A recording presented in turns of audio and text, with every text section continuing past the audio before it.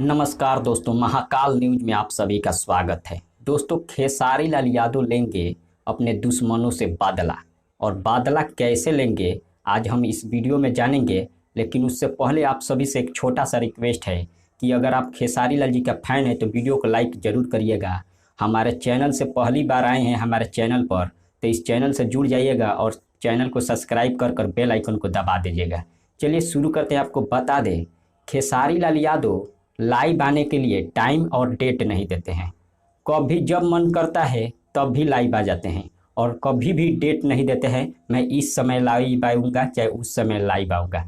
लेकिन ऐसा पहली बार हुआ है खेसारी लाल यादव डेट दिए हैं कि 5 मार्च को मैं लाइव आऊँगा।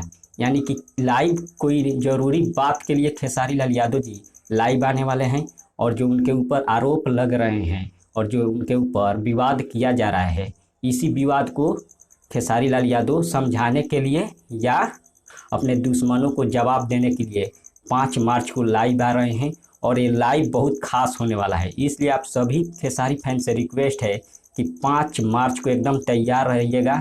6 बजे खेसारी लाल यादव जी लाइव आने वाले हैं, इसलिए 5 मार्च को उनके फेसबुक से जुड़ जाइएगा और धमाल मचा देना है, क्योंकि खेसारी लाल यादव अपने दुश्मनों को बहुत ही अच्छे तरह से जवाब देने वाले हैं। इसलिए हमारे साथ बने रहिए। मिलते हैं अगले वीडियो में। धन्यवाद।